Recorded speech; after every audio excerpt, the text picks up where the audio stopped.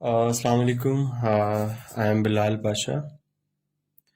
As you already know, I am from 47th Common. आज का जो हमारा टॉपिक है, मैं अक्सर सीएसएस की तैयारी में जो मुझे सबसे मुश्किल टॉपिक लगता था और मुझे कभी भी समझ नहीं आती थी कि वो क्या है, that is Marbury versus Madison case. अच्छा, अब ये टॉपिक पर्टिकुलरली तो आपकी यूएस हिस्ट्री से रिलेटेड है, लेकिन यूएस हिस्ट्री से अलावा आप इसको और भी काफ़ी जगह पे यूज़ कर सकते हैं, बिकॉज इस टॉपिक से जो हम अपना एक मेन थीम निकालेंगे वो है जुडिशियल रिव्यू का। तो हम ये भी देखते हैं कि जुडिशियल रिव्यू क्या होता है, कैसे यूज़ होता है, और जुडिशियल रिव्यू कैसे मिला, सिस्टम में कैसे आया। इस केस को समझने से पहले इसका बैकग्राउंड समझते हैं। इसके बैकग्राउंड में पहले हम देखते हैं मरबरी कौन है, फिर हम देखते हैं मेडिसन कौन है। तो इस केस में जो मरबरी था वो एक जज था, और जो मेडिसन सेक्रेटरी ऑफ स्टेट था यूएस का। और ये जो केस सुना जा रहा था वो जॉन मार्शल, सुप्रीम कोर्ट का उनका सबसे चीफ जज था। यूनाइटेड स्टेट्स की जो सुप्रीम कोर्ट थी उसका जो चीफ जज था वो जॉन मार्शल था। जॉन मार्शल की कोर्ट में ये केस था। अब ये केस बड़ा मज़ेदार है। इस केस को समझने से पहले इसका हम बैकग्राउंड देखते हैं। आपने देखना है कि यूनाइटेड स्टेट्स ऑफ अमेरिका में जो 1800 है साल, वो बहुत इम्पोर्टेंट का साल था। इसकी इम्पोर्टेंस का अंदाज़ा जो बच्चे जिन्होंने मुझसे यूएस हिस्ट्री पढ़ी थी नो कि इसको अगर हम 4 पे डिवाइड करें तो 4 4s आर 16, बाकी बचे 2 0, 4 5s आर 20, कुछ नहीं बचा, 0 ऊपर चलेगी, 450। इसका मतलब है कि 1800 4 पे पूरा पूरा डिवाइड होता है, रिमाइंडर बाकी 0 बचता है। तो इसका मतलब है कि 1800 क्यों इम्पोर्टेंट है, बिकॉज 1800 में प्रेसिडेंशियल इलेक्शन हुए थे। अब ये जो 1800 के प्रेसिडेंशियल इलेक्शन है ये अगेन बहुत ज़्यादा इम्पोर्टेंट थे, बिकॉज वर्ल्ड हिस्ट्री ने पहली दफ़ा ये देखा कि 1800 के इलेक्शन से पहले जो गवर्नमेंट थी, जो पार्टी थी अमेरिकन सिस्टम में, वो फेडरलिस्ट पार्टी थी। और दुनिया ने पहली दफ़ा देखा कि एक पॉलिटिकल पार्टी से दूसरी पॉलिटिकल पार्टी जो कि एंटी फेडरलिस्ट थी उसके में पावर्स ट्रांसफ़र हुई। और दुनिया ने पहली दफ़ा ये देखा कि ये पावर्स, जो ट्रांसफ़र ऑफ पावर था, ये थारोली पीसफुल था। अब यहाँ पे इतनी डिबेट करने के बाद आपने अगली बात ये समझनी है कि जब फेडरलिस्ट पार्टी से एंटी फेडरलिस्ट पार्टी में ट्रांसफ़र हुआ पावर का, तो फेडरलिस्ट पार्टी ने जाते जाते चीज़ों को अपने कंट्रोल में रखने के लिए एक काम किया।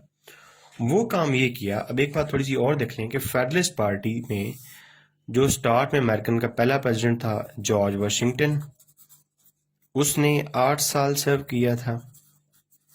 और जो दूसरा प्रेसिडेंट था जॉन एडम, उसने 4 साल सर्व किया था। इनका जब फेडरलिस्ट रजीम ख़त्म हुआ तो जो third American president Thomas Jefferson आया, उसका रजीम जो है वो शुरू हुआ।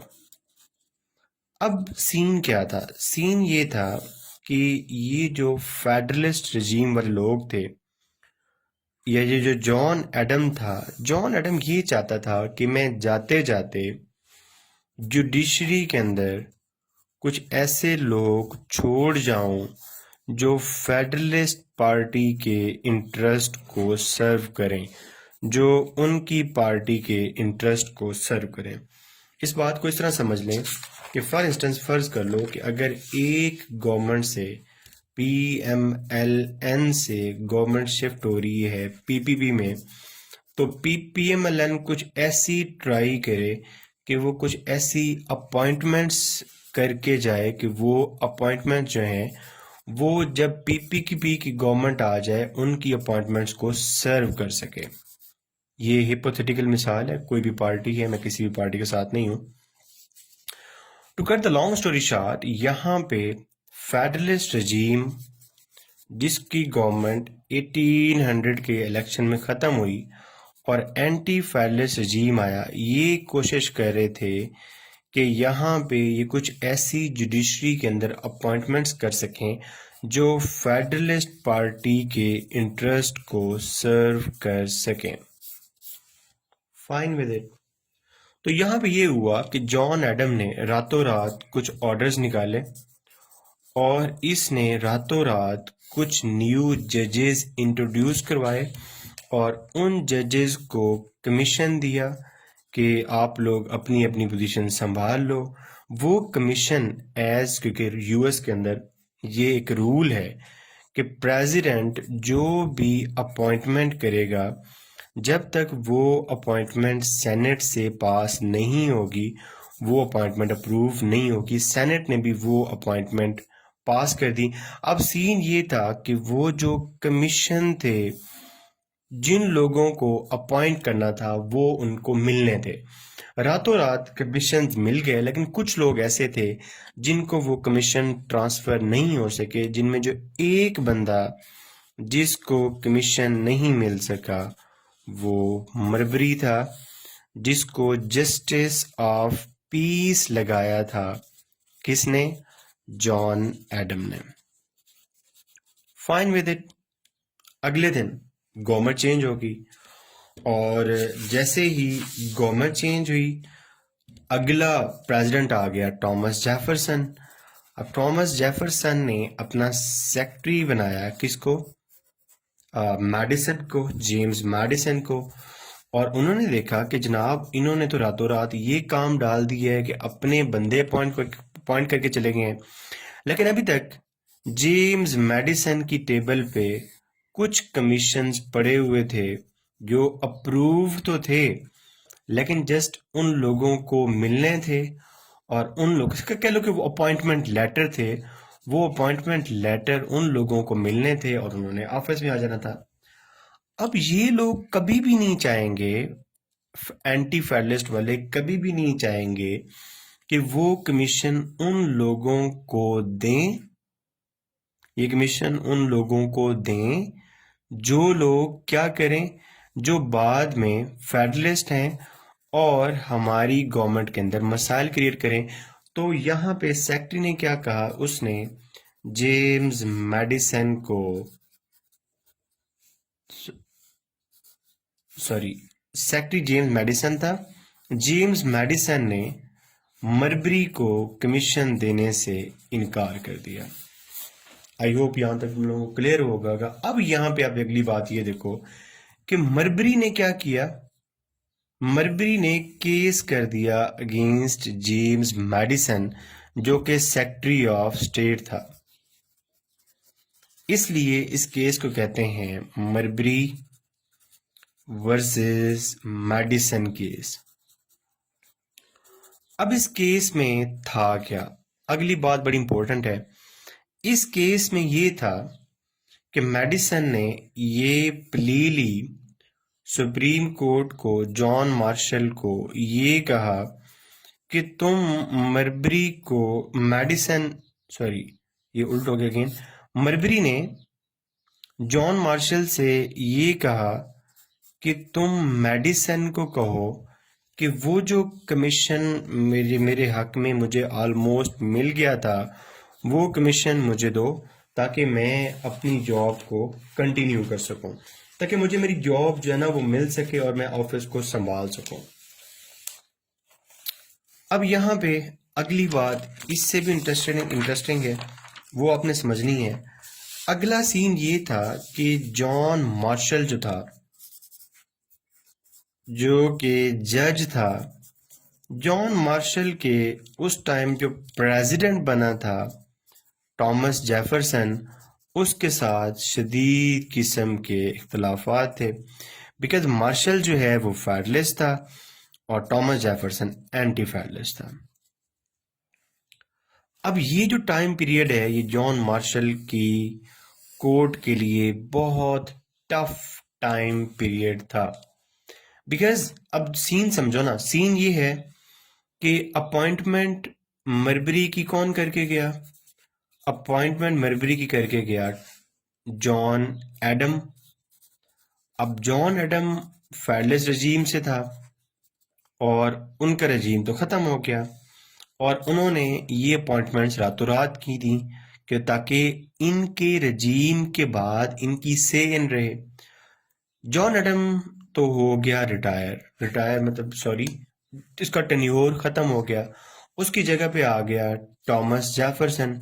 अब थॉमस जेफरसन ऐसी कोई पोस्टिंग क्यों करेगा जो बाद में उसको लगेगा कि मेरे एंटी फेडरलिस्ट जो ओरिएंटेशन के अगेंस्ट हो, इसलिए वो कभी भी नहीं करेगा मरबरी की पोस्टिंग। मरबरी जो कि फेडरलिस्ट था, इसलिए मरबरी ने केस कर दिया कहाँ पे? मार्शल की कोर्ट में। किसके अगेंस्ट? मेडिसन के अगेंस्ट, कि मुझे वो जो मेरे पोस्टिंग ऑर्डर्स डिले पड़े हुए हैं वो मिलने चाहिए। और उसने प्ली ये ली कि मार्शल जो है वो क्या करे, वो एक रिट ऑफ मैंडेमस डायरेक्ट करे। अब रिट ऑफ मैंडेमस को पहले समझो। रिट ऑफ मैंडेमस कुछ भी नहीं है, सिंपली समझ लो कि रिट ऑफ मैंडेमस निकली है मैंडेटरी से। मैंडेटरी से कि जो हमारी जुडिशरी है, अगर जुडिशरी को कोई चीज़ ऐसी लगे कि एग्जेक्टिव को वो कह सके कि ये काम तुम लाजमी करो और वो ऑर्डर्स दे जुडिशरी जब एग्जेक्टिव को कि ये काम ज़रूरी है, तुमने लाजमी करना है, उसको कहते हैं रिट ऑफ मैंडेमस। तो अब इसको समझो। असल में जो मरबरी है, मरबरी क्या कह रहा है? मरबरी सुप्रीम कोर्ट में जॉन मार्शल को ये कह रहा है कि तुम क्या करो, तुम एक रिट ऑफ मैंडेमस जारी करो। किसके अगेंस्ट? वर्सेस मेडिसन के अगेंस्ट। ओके, और मेडिसन को क्या कहो? मेडिसन को ये कहो कि वो जो तुम्हारे पास पड़े हुए हैं मेरे ऑर्डर्स, मेरा कमीशन, वो मुझे दो। असल में बात पता सारी क्या है? इशू है सारा नौकरी का। ठीक है ना? तुम लोगों ने परेशान नहीं होना कि तुम लोगों की अभी नौकरियां नहीं हो रही। देखो नौकरी के इश्यूज कब से किस जमाने से चल रहे हैं। अच्छा, मैंने तुम्हें यहाँ तक बताया और पीछे मैंने तुम्हें ये भी बता दिया कि जॉन मार्शल के लिए ये बहुत टेक्निकल टाइम था, क्योंकि जॉन मार्शल की यहाँ पे उस टाइम का जो प्रेसिडेंट था थॉमस जेफरसन, उससे बिल्कुल भी नहीं बनती थी। अब जॉन मार्शल क्या करे? तुम खुद सोचो, जॉन मार्शल यहाँ पे क्या करे? जॉन मार्शल के पास दो ऑप्शन है। जॉन मार्शल एक तो ये करे कि कहे कि हाँ भाई ये काम तुम करो रिट ऑफ मैंडेमस के जरिए, सेक्रेटरी को कहे कि इसको कमीशन दो। लेकिन उसको इस बात का पता था कि अगर मैंने ऐसा कोई ऑर्डर पास किया तो प्रेसिडेंट मेरा ये ऑर्डर नहीं मानेगा और सुप्रीम कोर्ट एग्जेक्टिव के सामने खड़ी हो जाएगी और मसले मसाइल क्रिएट होंगे। दूसरा, उसको ये लगता था कि अगर मैं ये कह दूं कि नहीं, मरबरी को पोस्ट मिलनी नहीं चाहिए, कमीशन मिलना ही नहीं चाहिए, तो फिर क्या होगा? फिर जो मेरी कोर्ट है वो वीक होती है, फिर कोर्ट की पावर खत्म होती है। मार्शल बहुत चालाक था, मार्शल बहुत सियाना था। मार्शल वो जज था, वो चीफ जज था जिसने अमेरिकन हिस्ट्री में सबसे ज्यादा लंबे पीरियड के लिए चीफ जज सर्व किया। The most lengthy time period इसका था। अच्छा, अब यहाँ पे सीन ये हुआ, बजाय इसने अब ये चेक करना, ये अब इसका डिसीजन चेक करना कितना मजेदार है, बजाय इसके कि यहाँ पे ये कोई प्रॉपर इधर जाता या इधर जाता, इसने ऐसा फैसला किया कि वो सांप भी मर जाए और लाठी भी बच जाए। इसने 3 क्वेश्चन उठाए। पहला क्वेश्चन इसने ये किया कि क्या मरबरी का ये राइट है या नहीं है, इसको कमीशन मिलना चाहिए या नहीं मिलना चाहिए।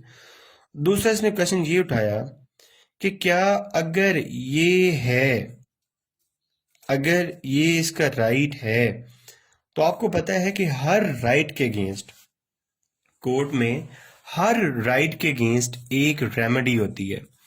उसने कहा कि ओके, अगर फिर ये राइट है तो इसके अगेंस्ट रेमेडी क्या है, और अगर कोई रेमेडी है तो क्या जो यूनाइटेड स्टेट्स ऑफ अमेरिका की सुप्रीम कोर्ट है, क्या उस सुप्रीम कोर्ट के पास ये ज्यूरिसडिक्शन है कि वो ऑर्डर्स कर सके इस पर्टिकुलर केस में मेडिसिन को कि तुम जो है वो तुम जो है ये इशू करो ये मरबरी के कोर्ट ऑर्डर्स। अब यहाँ पे 3 फैसले होने थे। अब देखना कि मार्शल अपनी स्किन कैसे सेव करता है। मार्शल ने पहला काम तो ये किया, कहा कि यस, मरबरी का ये राइट है। इसका मतलब है कि उसने यहाँ पे प्रेसिडेंट को ये बताया कि तुम्हारे ऊपर भी रिट ऑफ मैंडेमस लग सकती है, you are not above the writ of mandamus. अगर मरबरी का राइट है तो उसका मतलब है कि मैं मैंडेमस इशू कर सकता हूं। दूसरा उसने कहा कि क्या इसकी कोई रेमेडी भी है, उसने कहा यस, इसकी रेमेडी भी है। लेकिन दोनों फैसले जिसमें उसने प्रेसिडेंट को टफ टाइम दिया। अब तीसरा जो फैसला था ये बड़ा इंपॉर्टेंट था। इसमें उसने मोस्ट कॉशियस ऑप्शन ढूंढी कि ना मैं प्रेसिडेंट को डाउन करूं और ना मैं कोर्ट को डाउन करूं, कोई दरमियानी सूरत हाल निकालूं। उसने क्या किया, उसने जबरदस्त एक फैसला ये किया, उसने कहा कि इस तीसरी चीज में सुप्रीम कोर्ट के पास ज्यूरिसडिक्शन नहीं है। मतलब उसने ये कहा कि कोई ऐसा case just like Marbury versus Madison case, ऐसा कोई भी केस सुप्रीम कोर्ट नहीं सुन सकती। क्यों नहीं सुन सकती? क्योंकि यूनाइटेड स्टेट्स का जो कॉन्स्टिट्यूशन है, उस कॉन्स्टिट्यूशन का जो आर्टिकल 3 है, जो जुडिशरी से डील करता है, इस आर्टिकल के अकॉर्डिंग यूएस सुप्रीम कोर्ट की डोमेन में ये केस नहीं आता। अब अगली बात तुम ये सोचो कि अगर ये केस, ये पंच लाइन है, ये पूरे केस की punch line I am telling you, यहां पे ये सोचो कि अगर ये केस सुप्रीम कोर्ट की डोमेन में नहीं आता तो फिर मरबरी ने किस बेसिस पे केस किया था। देखो ना, आप जब भी कोर्ट में केस करते हो आपके पास कोई ग्राउंड्स होती हैं ना केस करने के लिए, उन ग्राउंड्स पे आप केस करते हो, अदरवाइज तो आप केस नहीं करते। तो अब यहाँ पे 2 कंट्राडिक्शन समझो। मार्शल ये कह रहा है कि ये केस सुप्रीम कोर्ट की जुरिस्डिक्शन में नहीं है, और मैं अगला आगे ये कह रहा हूं कि अगर ये केस सुप्रीम कोर्ट की जुरिस्डिक्शन में नहीं है, देन व्हाई द हेल मरबरी ने ये केस किया। तो इसका जवाब है, इसका जवाब एक एक्ट है जो कि 1789 में पास किया गया, ठीक है, और वो एक्ट है जुडिशरी एक्ट।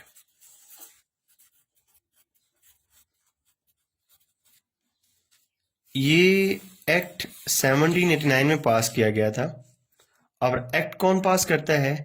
एक्ट पास करता है आपका कांग्रेस। अब कांग्रेस में यूएस का upper house, house of representative, sorry senate, और यूएस का lower house, house of representative, ये दोनों मिला के बनाते हैं कांग्रेस। अब जितनी भी लॉ मेकिंग होती है, लॉ मेकिंग करती है लेजिस्लेचर। अब लेजिस्लेचर ने ये जुडिशरी एक्ट ऑफ 1789 पास किया था और इस एक्ट ने सुप्रीम कोर्ट को ऐसी पावर्स दी थी जिन पावर्स के अंदर वो मरबरी वर्सेस मेडिसन जैसा केस सुन सकता था। आई रिपीट, मैं ये कह रहा हूं कि अगर उसने जॉन मार्शल ने ये कहा कि सुप्रीम कोर्ट ऐसा कोई भी केस नहीं सुन सकता बिकॉज ये सुप्रीम कोर्ट के आर्टिकल 3 के जुरिस्डिक्शन में नहीं आता, सुप्रीम कोर्ट की यहाँ जुरिस्डिक्शन नहीं है। अगला मैंने सवाल ये किया कि अगर ऐसा है तो फिर मरबरी के पास ग्राउंड्स क्या थी, तो उसका जवाब मैंने ये दिया कि मरबरी के पास ये ग्राउंड्स थी कि 1789 में कांग्रेस ने एक एक्ट पास किया था, एक लॉ पास किया था। उस लॉ ने सुप्रीम कोर्ट को कुछ ऐसी पावर्स दी थी जिनमें वो इस किस्म के केसेस को सुन सकता था जो कि मरबरी वर्सेस मैडिसन का था। इसका मतलब ये हुआ कि ये जो एक्ट पास हुआ था, ये जो जुडिशरी एक्ट कांग्रेस ने पास किया था, इसका मतलब है कि ये एक्ट जो कॉन्स्टिट्यूशन है उसके अगेंस्ट था या उसकी टर्म्स को वायलेट कर रहा था। इसलिए यहाँ पे जो जज मार्शल था उसने क्या किया, जज मार्शल ने जिस ग्राउंड्स पे 1789 के एक्ट की ग्राउंड पे मरबरी केस कर रहा था, उसने कहा कि मैं इस एक्ट का जुडिशियल रिव्यू कर रहा हूं और जुडिशियल रिव्यू करके इसने इस एक्ट को कर दिया जुडिशली वीटो कि ये एक्ट कॉन्स्टिट्यूशन की टर्म्स को वायलेट कर रहा है, ये एक्ट कॉन्स्टिट्यूशन से आगे जा रहा है। इसका मतलब है उसने ये कहा कि अगर आपके पास एक स्टैचूट हो, एक एक्ट ऑफ पार्लियामेंट हो, मतलब एक लॉ पास हुआ हो और एक लॉ पास हुआ हो कांग्रेस से और एक आपके पास कॉन्स्टिट्यूशन हो, तो अगर आपके पास कॉन्स्टिट्यूशन और एक्ट हो तो जो प्राइमेसी है वो हमेशा मिलती है कॉन्स्टिट्यूशन को, because constitution is the supreme law of the land. तो अब यहाँ पे इस सारी गेम के अकॉर्डिंग जो 1789 का एक्ट था वो कॉन्स्टिट्यूशन की ओरिजिनल जो मैंडेट है वो एक्ट कॉन्स्टिट्यूशन के ओरिजिनल मैंडेट को वायलेट कर रहा था। इसलिए यहाँ पे उन्होंने ये प्ली ली, मार्शल ने ये प्ली ली कि ये जो 1789 का एक्ट है वो क्या है, उसने उसको जुडिशली वीटो किया। अब यहाँ पे मुझे ये बताओ कि ये जो एक्ट ऑफ पार्लियामेंट था, अब इस एक्ट ऑफ पार्लियामेंट को किसने वीटो किया? इस एक्ट ऑफ पार्लियामेंट को वीटो किया आपकी जुडिशरी ने। और अब अगली बात जो सबसे इंपॉर्टेंट है वो ये है कि इस केस के डिसीजन के बाद कौन हार गया? इस केस के डिसीजन के बाद मरबरी केस हार गया। सुप्रीम कोर्ट ने कहा कि ये हमारा मैंडेट नहीं है, लेकिन इस केस के बाद जो एक चीज जीत गई हमेशा के लिए वो कोर्ट थी। कोर्ट फॉर एवर जीती क्योंकि कोर्ट के पास एक पावर आई जिस पावर को कहते हैं जुडिशियल रिव्यू, और उस पावर से आज भी कोर्ट क्या कर सकती है? यूएस के अंदर एक सिस्टम है separation of power. Separation of power का ये मतलब है कि आपकी एग्जेक्टिव जिसमें आपका प्रेसिडेंट आता है, आपकी लेजिस्लेचर जिसमें आपका अपर हाउस और लोअर हाउस आता है, और आपकी ये जो जुडिशरी है, ये तीन सेपरेट चीजें हैं, 3 सेपरेट ऑर्गन्स हैं, लेकिन साथ में एक इनके ऊपर एक और चीज़ है, वो है चेक एंड बैलेंस।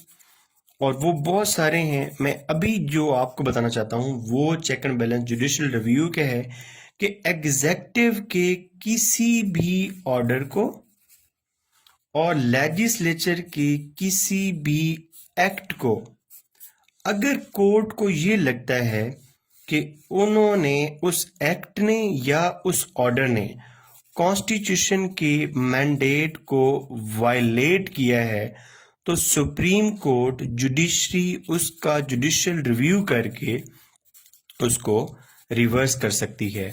तो ये जो जुडिशियल रिव्यू का पावर है, ये कहाँ से आई सुप्रीम कोर्ट के पास?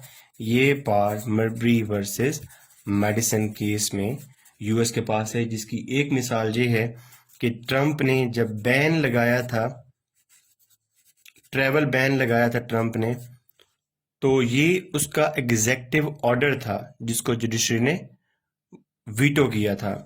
उसके बाद जब आपका ट्रू मैन था प्रेसिडेंट कोल्ड वॉर में 1952 में, ट्रू मैन ने एक नेशनलाइजिंग स्टील मिल का इशू था, उसके अंदर इसके ऑर्डर को कोर्ट ने वायलेट किया था।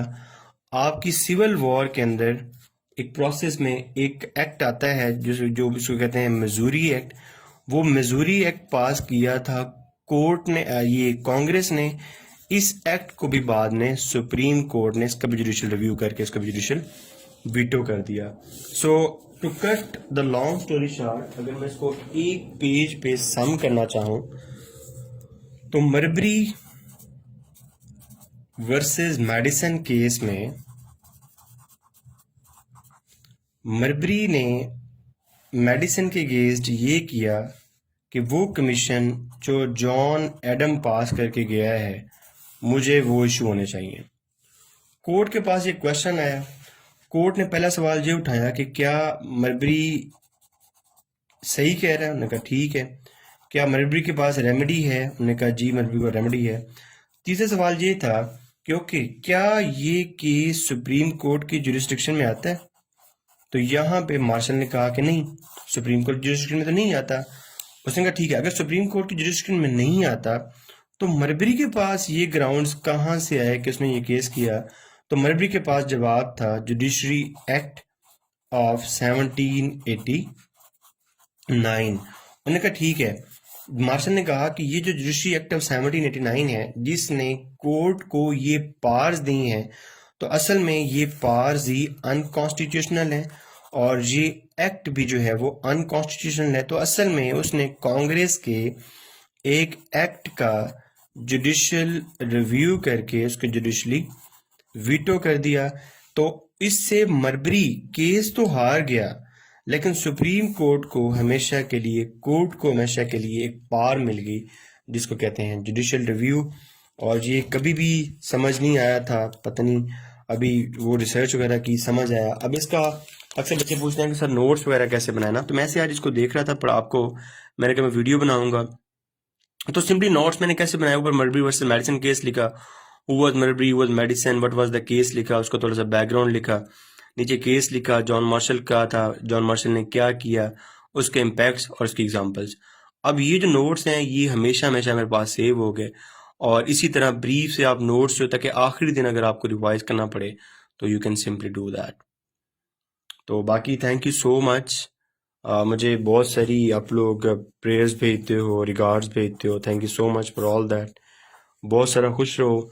और क्योंकि अब CSS थोड़ा सा मुश्किल इस तरह के हो गया कि डोमेन्स काफ़ी ज़्यादा हैं और अभी तुम लोगों के पास बहुत टाइम है, अभी पूरा 1 साल पड़ा हुआ है, ठीक है? तो उस साल को अच्छे तरीके से यूटिलाइज करो और अच्छी सी तैयारी करो, ठीक है? Wish you all the best.